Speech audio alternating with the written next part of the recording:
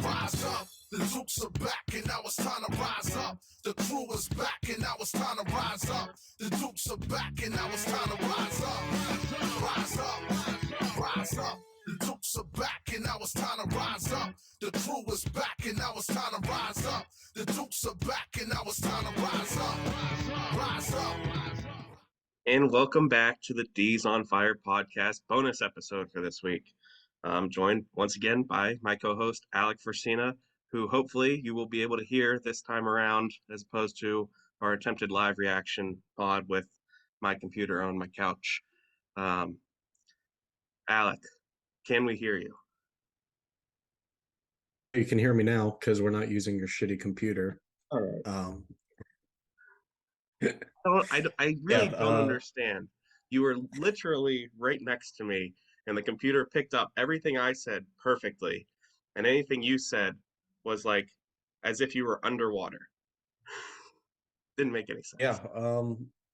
Good thing I'm back at home now, and I can use and now I have new AirPods to use. So we're all technical. We upgraded technical in the Philadelphia area. All right.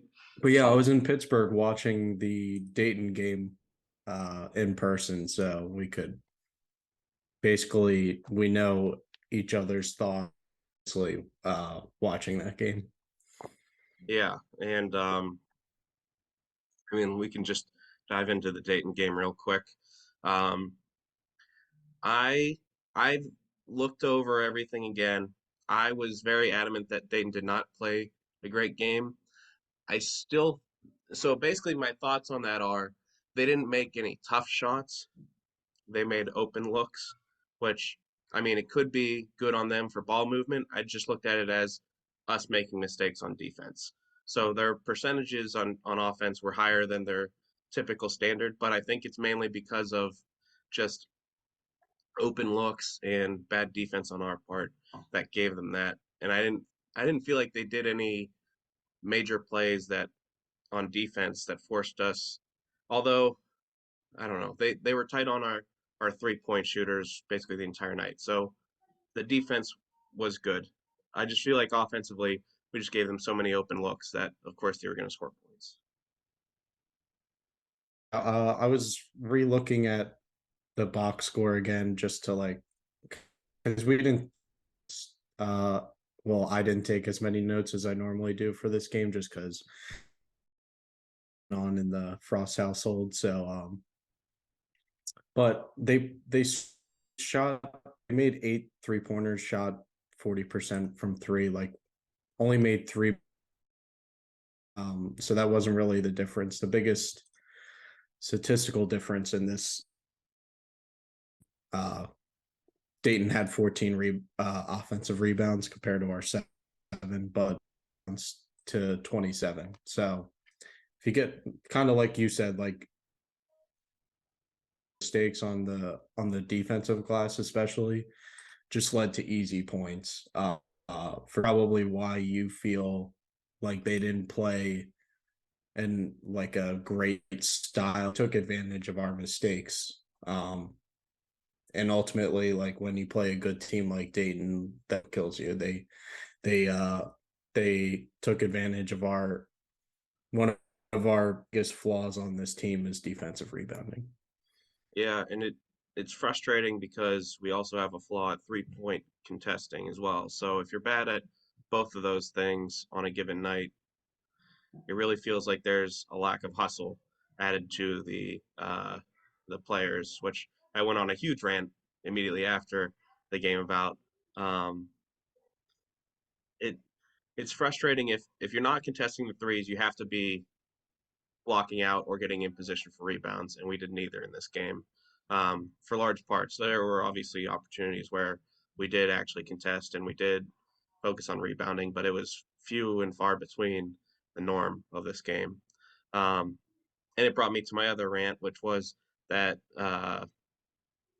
number 15 on Dayton, that's how I will refer to him right now, only had about 2 or 3 buckets that I contributed to skill, and the rest were just him getting the ball right next to the hoop and putting it in. Um, it's not a good time for me to give that rant because he followed it up with another dominant performance statistically against Davidson. So I'm just going to leave it at that. But I will be focusing on him the rest of the season to see how he looks comparative to his stats because I still just think he's just I don't know. I don't understand how he consistently puts up so many points. There's something to be said, like him alone, he accounted for half of the rebounds for the game. So he had a double, 22 and 13. Um he just out muscled us, and there's that's not pretty style of basketball, but there's something for showing that type of effort and getting easy buckets. You don't need to of great post move skill in college basketball. If you out muscle people and you're just more physical, like that's also a big positive. So it doesn't look pretty, but it works. And the other thing that played a role in, I think, his dominance down low was Joe Reese and Trey Williams both being in foul trouble really quickly. And collectively, I still didn't look at the minutes afterwards, but I'm still convinced that collectively they probably played 30 minutes with Trey playing like 10, maybe. I don't understand how they got so many foul called on them so early. I feel like there's a lot of ticky tacky stuff being called in this one, which I mean, it was consistently called that way. It's just frustrating that it essentially prevented us from playing defense like we should have against um, a team that strategically goes to the post. Like that is their offense. So Yeah. Um. Yeah, foul was an issue, and then something I noticed was we score shows to a 7, but 6 of those was Joe Reese, and he didn't play. So I think most of those free throws came at the end of the game. So basically, we didn't get to the line in 3 minutes. So those are and that's something that this team basket a lot. The only two guys that I would say get to the line, Joe recently, and then I know Jimmy Clark has been driving the ball to the yeah, basket. He doesn't necessarily get foul calls, but at least is being aggressive. I'd like to see a little bit more aggression from some of our perimeter players instead of falling in love with the three. yeah. I mean Trey, you mentioned he drove to the basket a lot this game. He's definitely the bright spot on the offense here, along with Tevin Brewer. Brewer, he's not going to drop too many fouls, but he has that floater. So like even when he drives in, he still has an option that he'll consistently get up. Day, you and I talked about it. It's not recorded because of the issues. When he's going up for a layup, his release seems too low, at least from what we saw. Yeah.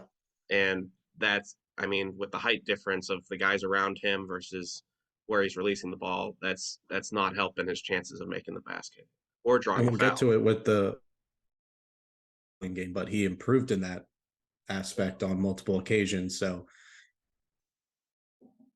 Yeah, in past podcasts, like Day is very capable of getting to the rim and finishing with contact. It's the angles, like you said, too low against a guy, down low in the post. If you're just going underhand at the rim, so he has to be a little stronger at the rim. Brewer, this was his first game back in a few games.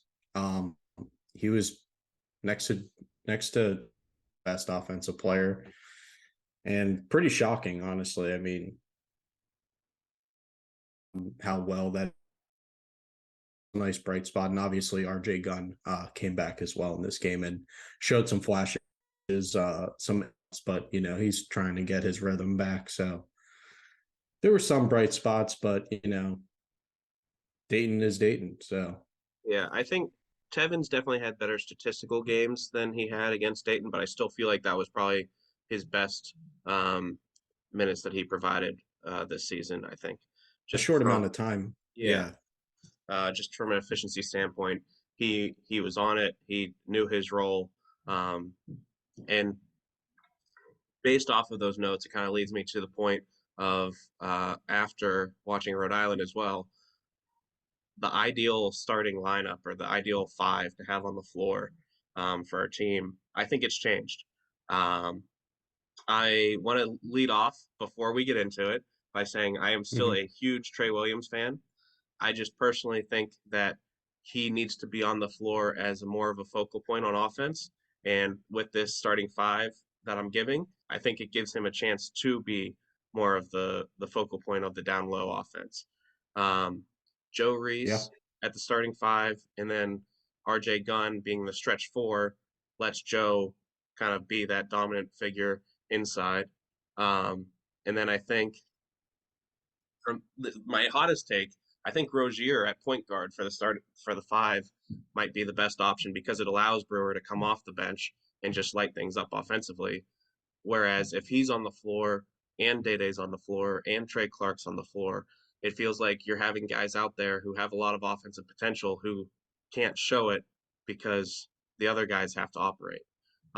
So I think spreading those scores out into different areas and allocating the minutes that way might be able to get us more efficiency on the offensive end. I agree with you. There some of the notes that I've taken, like since I basically the Rhode Island game is something I've noticed. It just feels like we have too many people in the rotation. They kind of touched on it in the broadcast of the Rhode Island game, like 10, 11 players. Um, and if you're just playing that many players, there's not some of those guys who are only getting, 5 to 10 minutes. There's no That's not rhythm. enough time to get into the rhythm of the game, Yeah. to contribute the way that they're capable of contributing. Like, Bari, he played 3 minutes in this Rhode Island game. Like, if he's going to play, what's the point? Unless, it's a blowout at the end of the game. McGriff, he might be another guy that I would consider not giving many minutes to at this point now that Brewer back. And RJ Gunn can kind of play that stretch four or the as far as you said, so you like Rozier in the starting lineup compared to Brewer? Just I would prefer to see Brewers minutes more allocated with either Clark or Day Day not on the floor with him because I feel like when he's on the floor, he can light things up. But if he's on the floor with Day Day and Trey, all three of those guys are kind of offensive weapons who kind of demand the ball. Um, and that's where while it's never a bad thing to have so many scores, I feel like if two of those guys are off the floor, it hurts the other because then the defense focuses on them. So I'd rather see Brewer come in when either Day Day or Trey Clark needs a breath. Although those are also the two players that really don't sub out as much. So there is that aspect of it too. Yeah, I agree and disagree. The I think Brewer should be the starter, and to be a factor pretty much all season. So when he's healthy or when he's feeling good, I think he's just as good as Rozier is kind of facilitating the offense. Like, he had 0 points but 6 assists and no turnovers. He's like one of the best guards, and they're both two of the best guards in the country at assist to turnover ratio. Yeah. Let me see if have that up. No, I don't. I But know they basically, mentioned in yeah, the they're broadcast. like they're like top of the country in both of those stats in the A10 and in the country. Yeah. Um, yeah, I mean But I it's a think good thing. yeah, my greater point is Brewer's a better 3-point shooter, more willing 3-point shooter. Um, and if we play Gunn, Day Day, Brewer, and Reese, like, you can play four out and have Reese in the post, and then we have threatening shooters from the angle. So, but I also agree in the sense that Brewer can prevent Day Day or Clark are sitting. So maybe it's just kind of the rotations that didn't necessarily like, all three of those guys need to sit on the bench at the same time. Kind of when one guy's on the floor or off the floor, Brewer can come in, or vice versa. When he's off the floor, Clark can come in. And you're not on Twitter, so you didn't see the tweet from the podcast account. I mean, who knows who's tweeting from the podcast account? Could be anybody. It was a quote tweet from the 3-bid league. Duquesne went on a 21-4 run since going with the small lineup of Rozier, Grant, Clark, and Gunn in the second half, and that's where that thought process kind of came in. I mean, it's been stewing for a while, but that number jumping out really helped cement me into saying it. That I feel like those four with Reese is probably our ideal starting five. And like you mentioned that you'd have four shooters around Reese. Reese is also a shooter too. So like it's crazy how dynamic that lineup can be offensively. 100%. Yeah, he made a three in this Rhode Island game. It was wide open, so if it's given to him, shoot it. Yeah, and but yeah, I have the assists to turnover. Kareem Rozier, 4.5 assists to turnover ratio. That's third in the A10, 54th in the country. 3.1, which is first in the A10 and 21st in the country. So, and one thing I also wanted to mention, since we were talking about Joe Reese, his athleticism is not quite at Dixon's level, but it's right there. I mean, he did basically the same thing with the coast-to-coast steal to dunk in the Rhode Island game. I mean, he lost control of the ball for a second there, so that hurt the highlight reel shot of it a little bit, but we've got athletic bigs. And Dambrot touched on it after the fact where you talked about, I don't know if Bari should get in if he's only playing a few minutes in a game. He said first off, he said that Bari could be one of the best players he's ever coached. He's obviously not going to say the best because LeBron, but he says he has that kind of potential where he could be one of the best players he's ever coached. So that's where I think he's trying to find minutes for him and Dixon. He mentioned Dixon in name too, saying that Dixon is so athletic and hustles so hard, it's hard to keep him off the court. But at the same time, he'll make mistakes when you really can't make them. So that's where he has trouble putting him in over Reese or one of the other veteran guys like Trey or Rotroff. Yeah, and Rotroff had a good game against Rhode Island. Did not really show up well against Dayton. It seemed like a lot of the bigs really didn't have good games at Dayton, and we touched on it in the Lost Forever pods where it was kind of a pick your poison as to what player you wanted an attribute for.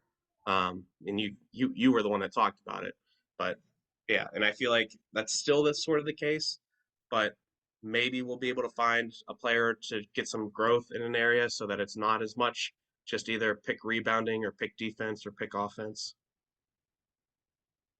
Yeah, I mean, in this Rhode Island game, I thought Dixon played well, and you could see that he was trying to find an offensive rhythm because that's kind of something he's trying to figure out himself. We all he can do on the defensive end, but that's kind of what I was talking about with if you give these guys more rope and they can figure out themselves on offense. Like we don't really know offense because he just doesn't have that long of a leash to make those mistakes and stuff. So I'd be interested. They play Dixon and Rotroff a lot in that second big man lineup. I kind of like that. Rotroff he definitely needs to get minutes. Like he's untouchable. He's pretty much the sixth man, I would argue. And then in this Rhode Island game, why did RJ Gunn start over Jimmy Clark? That was like, yeah, I think we know who should be starting over. Okay, we all know it. I think that was kind of giving him his due since last year it was supposed to be Trey and RJ starting at the 4 and the 5 all season basically, and RJ was hurt all season. I feel like that was kind of what his thoughts were, just to give him like his due, because it didn't last long. And I told you that Dan Brock confirmed this after the fact. Trey Williams was hurt going into this one, and it just got aggravated. Um, so I mean, the big man logjam might be somewhat alleviated by that, but also once Trey comes back healthy, he's going to get minutes at the four. Um, so I don't know. It'll be an interesting juggling act to figure out what this ideal rotation is.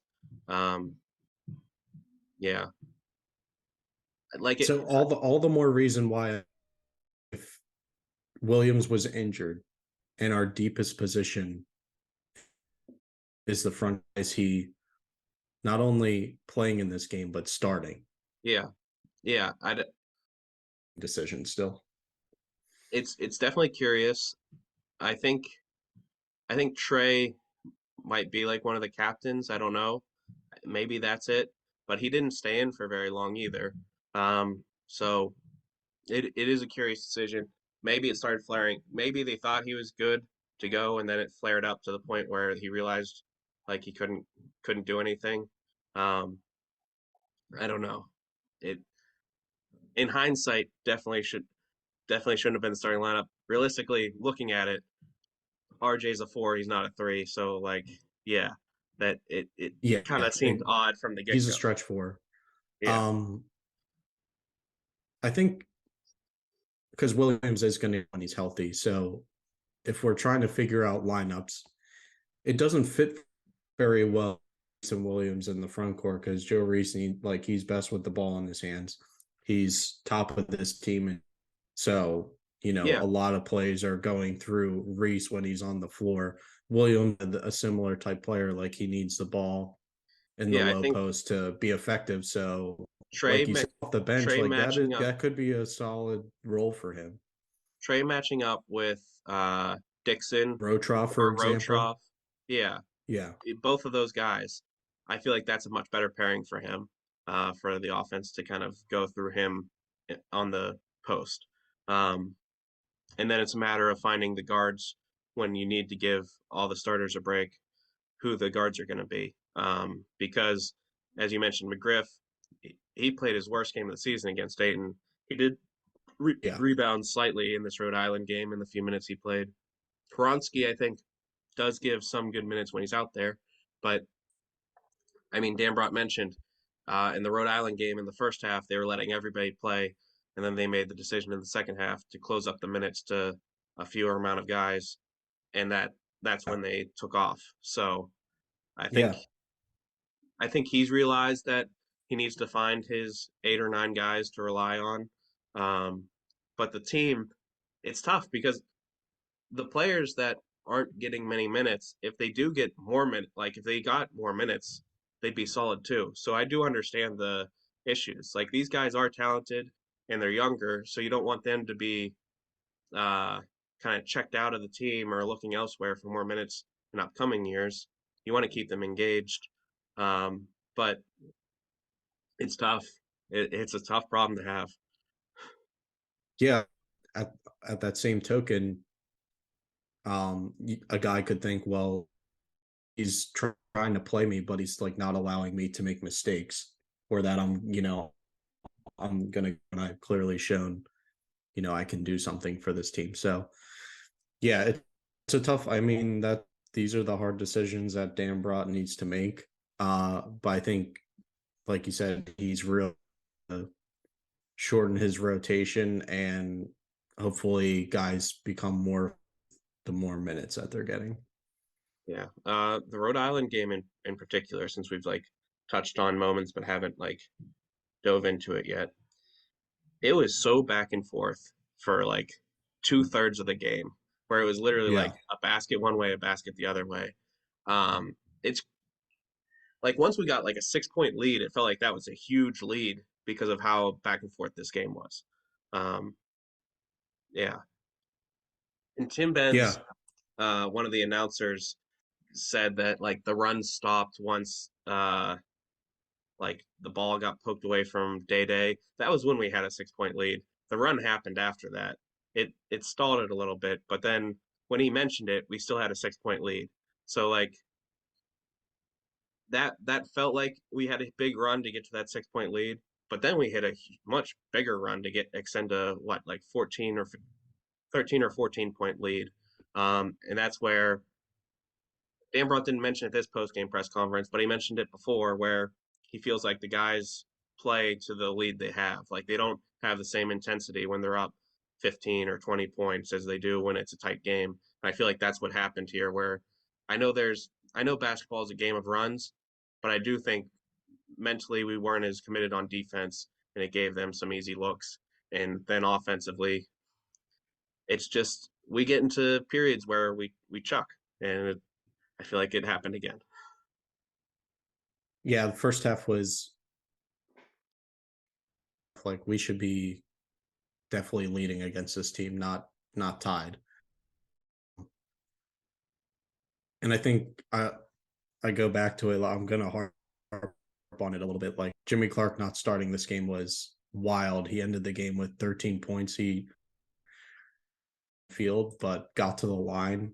Like I said earlier, he's been driving a lot more games, and it showed. He got to the line 5 times, made all 5 of his 3 throws, and he was basically iced the game at the end of the game. Where I don't know how big the lead or 8 or something like I think that, it and he extended to plucked the steal.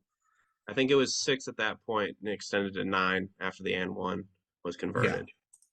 yeah, and he had 3 steals, and defensively is our best perimeter defender, and he was just plucking the ball out there all night. He got like I feel like he got his hands on the ball probably 6 times. Um, I will say I don't know anything about this, but in the past, Mike Hughes was benched a lot, and it wasn't due to his play; it was due to off the court stuff. I doubt that was the case here because I feel like that would have been asked about in the post game press conference by Zach if that was something that might have been an issue. Um, I think it probably more than anything, I think it was a nod to the guys that like stuck around the program that he wanted to give them a start. Um, but if that was the case, I think Rotroff would have also possibly earned a start. But Joe Yeah, Reese is definitely our best big man. So yeah. Rotrop played well too. We shot percent 9 to 20 from 3. Um, that's kind of like our average. I think we average 8 threes a game from my knowledge, and RJ Gunn was slinging it in this game that he can be that stretch for, and that's where all those new rotate theorizing earlier. It stems from his performance in this game. Like he showed stretch for, and it's really exciting to think about. yeah. Um, just going back to your comment that Rhode Island should not have been in this game with us. I agree. And it was even more confusing because we shut down like their main offensive weapon for most of the game. Yeah, Leggett only got, I think he only ended with 10 points. I think the free throws were the last points he got. Um, and I think 4 of those points were towards the end of the game when our defense started lapsing. Um, yeah, I mean, he had 6 points for most of that game and somehow they were still fighting with us. That's incredibly frustrating because that their offense really does revolve around that one player. So like you're letting guys get open looks that like they're not good enough to beat you one on one. Yeah.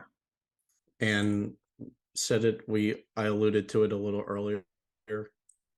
He had 14 points in this game, so not real necessarily his average, but I liked his mix shot, like his mixing of shot, not not just all from 3. 5 of 10 from the field, only took 2 3-pointers. He averages like 7 a Oh game. yeah. But he got to the line a few times, and he had 2 strong and ones in the second.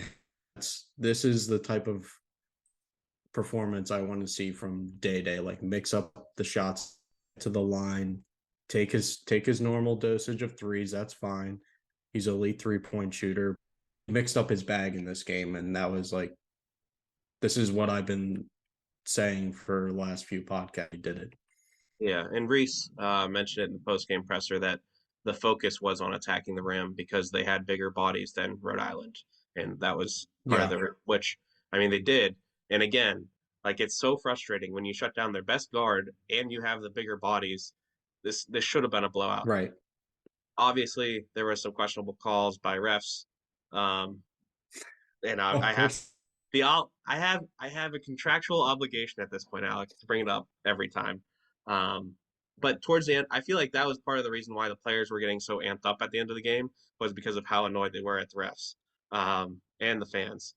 It got a little chippy towards the end between Rhode Island and Duquesne, which was kind of neat to see, especially when you're definitely on the winning end, where Yeah. it's like the building of a rivalry, possibly, especially since Archie Miller was the coach of Dayton for all those years. Um, that could be a fun development for the future of Duquesne basketball. Should dive into a little bit more. Joe Reese had his best game of the season, and I couldn't believe, like, it felt like he played longer. He only played 20 and he had 18 points, shot 6 of 12 from the field, 5 of 7 from free throw, and had 2 blocks, which I felt like it wasn't his best defensive in this game. But he got 2 blocks, so maybe So only 20 minutes and he yeah, had 18 points. I thought you might have cut off honestly when I heard 20, and then that was it. Like I like Yeah. uh that's absurd to score that many points in only 20 minutes of play. Absurd, Yes. just points So alone. exactly. And we said this like a few times. This isn't the first time that he should be playing more. In that Winthrop game, so I have his game log up. In that Winthrop game, he had 8 points in 18 minutes. Not sure why he only played 18 minutes.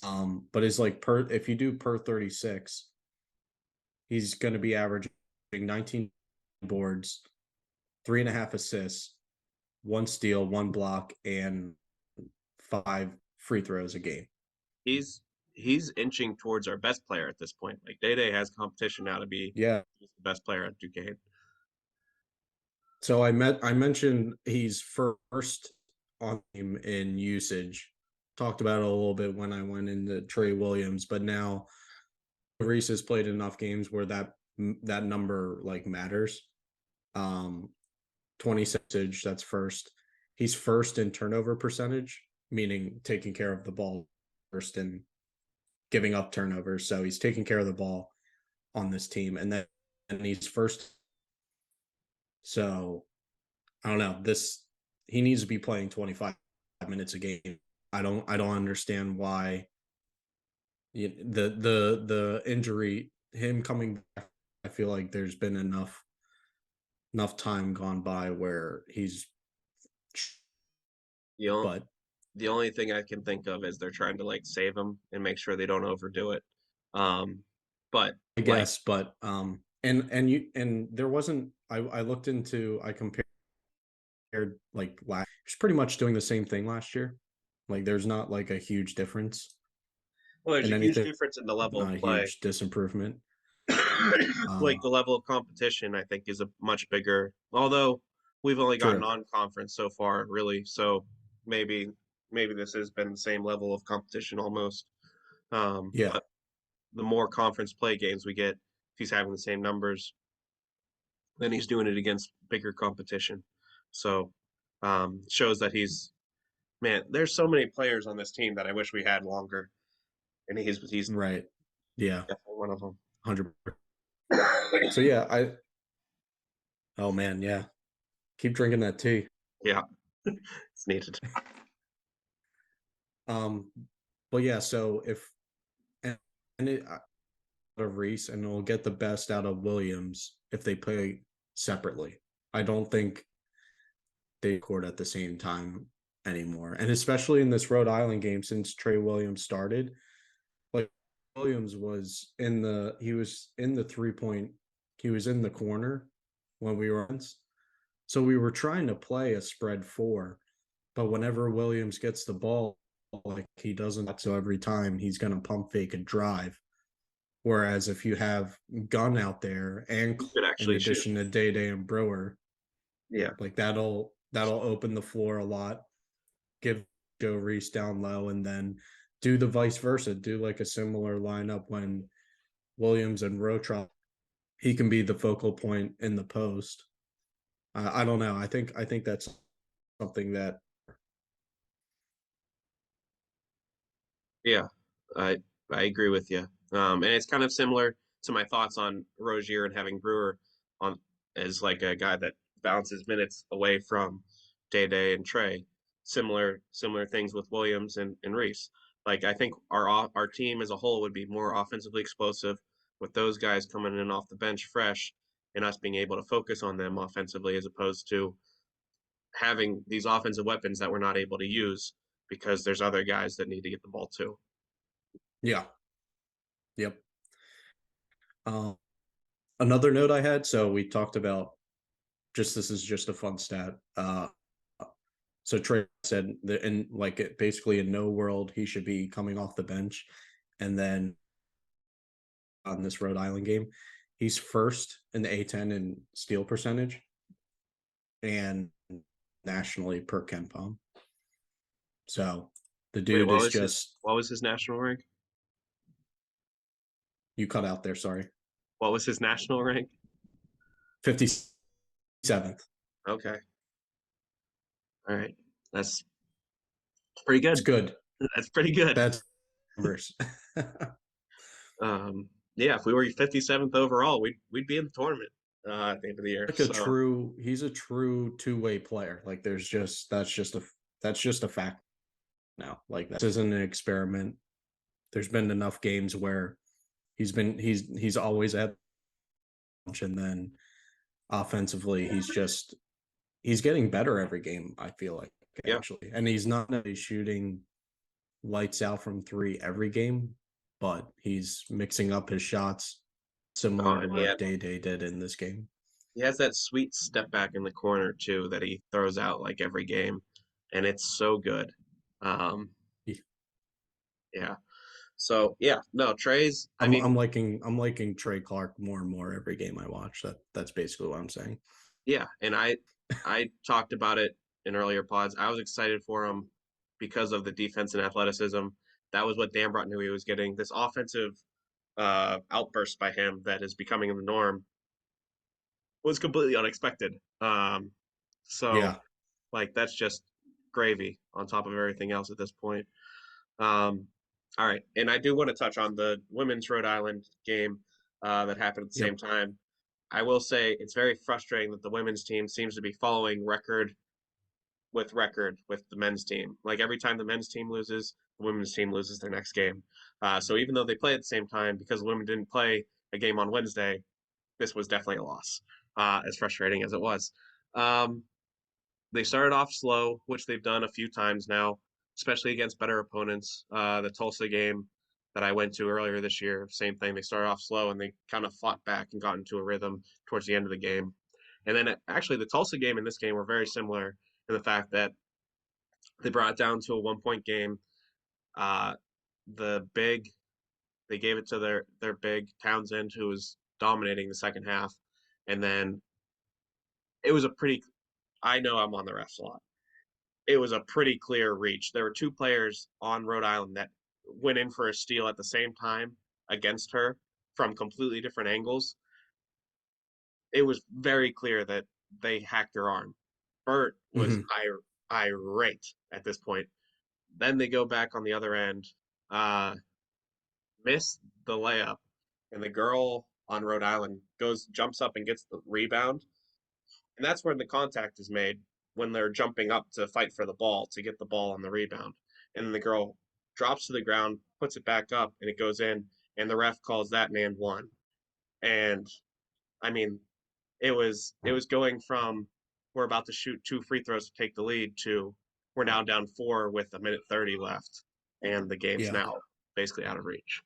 Um, and obviously, the players and the coach are not going to say that it all came down to that play because there's so many more plays that could have been made. But Yeah, man, that was just a brutal outcome. that's a dagger. Yeah. But Megan McConnell made 2 of 3 from deep in this game, uh, which was crazy. They kind of left her wide open on 2 of them, and she buried them. So if she continues to add that shooting aspect to it, that was I think one of my Christmas wish list things for the Dukes was her adding a 3-point shot to the game. That would be astounding. Tess Myers had a rough shooting performance in this one. It had been a week since they last played a game where she was Hmm. red hot, and the week off definitely cooled her off. She made 1 3 in this one. It was basically towards the end of the game. It was her only basket of the game. Um, she still played well defensively, but when she was scoring like 20 some points a night and then going down to 3, that hurt. Um, and then the things that I talked about before that were good. Hi, Maya. uh, Amaya Hamilton driving to the basket. Uh, like they showed signs that they can be a complete team again, but Hmm. it's just that slow start that kills them. And Yeah. yeah, so that's my recap of the women's Rhode Island game that happened at the same time as the men's, and I had it on split screen on my big screen here, which was cool. And I had sent you a picture saying, "Man, this is awesome." So Why did they ever get rid of that feature like for TV? I don't know. It's like coming back and be like, oh, I remember when this was really cool. Like it's almost like a new invention. Yeah, It's like picture why in did picture choice? always was a thing. And then it's even crazier because, well, maybe they took it away because the TV companies wanted to sell more TVs because that's the Vogue thing is having like a bunch of TVs on your wall. But if you get a giant TV, it's the same thing. Uh, yeah, I have like most people. I feel like most people don't 45 inches. Like I feel like that's conservative. I almost said 50, but I'll say 45. So if you have more than that, yeah, that's plenty of room for you watch two games that you want to watch at the same time. Yeah, and when you're doing that on ESPN Plus, where there's 2 games going at the same time, you can alter between which audio you want to play too. You kind of just move Yeah, I over love and it. switches. It's a great feature. So like one game's on commercial, you just flip right over to the audio. Perfect. Um, yeah, and Fantastic. if it's on commercial, you could actually zoom in on the one game and then bounce back out a few minutes later. So like just great job by ESPN Plus. I'm at the point now where I Yeah. want all of our games to be on ESPN Plus. I don't want to see any uh, ESPN2, ESPNU games because that just makes it more frustrating. I totally agree. Fox, if you're listening, add that to your app. Paramount, yeah, do the same thing. Everyone, take notes on ESPN Plus's TV app. Yeah, I will say after those games ended, I watched some of the A10 games for the men's side around the league. Um, one stark difference, it's been mentioned on A10 Twitter, uh, the broadcasting crews and the uh, TV production crews are just so drastically different in level and skill around our conference. It's crazy, just absolutely crazy. Like you could have like 2 students calling games versus 2 like professionals that seem to have been doing it for the last 20 years and are like could be on network television games and be perfectly fine. Like it's just ridiculous how different the levels are. I had in my notes again. They're cutting to commercials a lot. Yeah. Shouldn't be, but it's fine. I tried to swallow it. I didn't bring it up. No, you I you just wanted to, but yeah. Um yeah, I will say our announcing crew I feel like is really good. they're Um fine. it's Well, the play-by-play guy is yeah, good. yeah, it's the other aspect of it that's a little rough on our end. But like even It, the camera it's quality, it's yeah, it's like enjoyable still. yeah, but like the actual camera quality, like it's good quality. It's just like the camera operator isn't necessarily in the right spot all the time. Like there was a few breaks where they were behind the action, so you couldn't see Joe Reese get the ball. You just saw him like dunking it. It's like, oh, so he was wide open that entire time. Great. Sort of small stuff like that are things to work on from the non-players. Everybody needs some things to work on right now. It's fine. We all have Happy New Year to everybody. You want to dive into this before we record? Will be VCU. So you want to dive into that a little bit? Yeah. So one of the games I watched was VCU. Ace Baldwin is their like it's I think their lineup is similar to Rhode Island, but they're just more athletic. Mm-hmm. Like they're not a great shooting team outside of Ace Baldwin. So really, if we are able to lock in on him defensively, maybe just throw Trey his way the entire game, um, I feel like we'll do pretty well against them matchup wise. Our offense, like I feel so good with our offense because it doesn't feel like we should be able to get shut out, but then we played Dayton and it just completely stymied us. So, like from a theoretical standpoint, we can attack you low, we can attack you from three, we can attack you from driving. It's just a matter of making sure that the players are like fully willing to pull out all of their skills on our team. So, like I I feel agree. good. I Go ahead. say this is going to be a similar defensive test. I think VCU is second or first in opponent points per game. They force a lot of turnovers. They have a 25% turnover rate, which is eighth in the country, first in, and they force like 17 turnovers per game. So they're going to be a good defensive team, which this is a bounce back game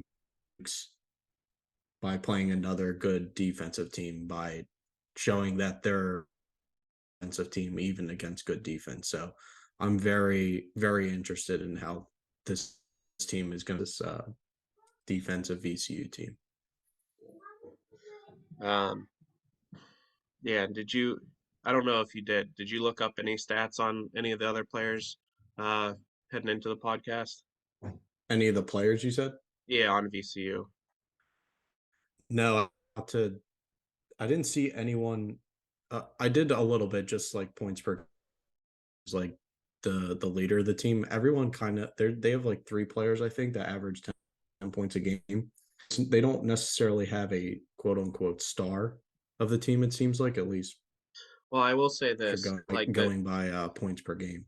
the guy I mentioned, Ace Baldwin, he's been out for a lot of the season with wrist injuries. But Okay, last year he was their star, and in this last game where he played, he it was a close game against LaSalle, which was also kind of crazy that they were LaSalle's not a necessarily good thing. gonna but Ace Baldwin scored I think 8 points in a matter of a minute to like extend this lead. So like he Gotcha. does have that skill. It's mainly been availability, which apparently he's back. So that's I think he is like that star of their offense. The other Okay, guys like Johns, who I think is their point per game leader right now, um, he's okay. Like I don't think there needs to be a concerted effort get to shut him down. I think he's gonna probably get around 10 points or so, but it's not gonna be like right. something Hmm. that we're worried about him getting 20 or so. Um, yeah, and we're at the Coop, so that's good because VCU is the other uh, gym that is pretty consistently known to be a really tough place to play in the A10. And I part of the reason why I don't look at the individual stats, I try to look see what kind of team are we playing, like what are their strengths and what are their weaknesses as a team. Um, one of VCU's strengths, so key to this game, try to keep VCU up. They're second in the country in free throw rate at 50%. So meaning like out of attempts, how many times are you getting the free throw line? So for every two shots that they time. Uh, so that's elite. Um, and then so that's 26% of their points come from as a team, when the average is like 18 of your points should come from the free throw line. So if we can keep them off the line, not foul trouble similar to early in that Dayton game, that would be good. Yeah. Yeah, if we shoot like, anywhere above 20 some percent from three, that would be ideal. Like Yeah, if we get to that too. 30%, Do that'd be the Rhode nice. Island shooting percentage, not the Dayton shooting Yeah, percentage. our normal is fine. If you want to go above that, great. But our normal, that's what we're looking for. Um, yeah, and not super Duquesne related, but since our podcast that we just released talked about like conference expectations, um, UMass, who was one of the teams that like from non-conference play we expected to be up there and above Duquesne, they got blown out by St. Bonaventure. I think they lost by like 20 points or so, and it was St. Bonaventure controlled the game the entire way. And the Bonnies were expected to be like, It's a flu game, guys. It's a flu yeah, game. Bonnies This were is for us expected flu game. Bonnies were expected to be around 10th in the conference. So that was a pretty big upset. Okay. But yeah, anything else you wanted to touch on, Alec? Um, just a few. I won't get the numbers, but VCU is not a great defensive rebounding team, so that's huge for us because I'm an offensive rebounding team. So that's something we can exploit. And then seems like they don't very well either. VCU, they have a 22% turnover rate on offense and gives us a 59% chance of winning this game. So we're expected to win. ECU is a good defensive team, and that probably has a lot to do with being at home in this game, which will. But still, I want to see that our offense keeps humming against a good defense. It's the number one thing I'm looking for. One other thing I wanted to bring up, uh, pace is probably going to be a big one in this. We are not necessarily an up and down team. VCU, for their history, always has been. I feel like that's part of the reason why they struggle rebounding Mm-hmm. because they're constantly trying to go up and down the floor, and make it more of a track meet style. So there is that to That makes sense. watch. I will say, from from what I heard, the dollar dogs and dollar beer night or day yesterday for the Rhode Island game was a huge success in getting fans there, and they were rowdy. Um, I was logistically, jealous when I saw that email come through, and I'm like, yeah, God, Pittsburgh for this.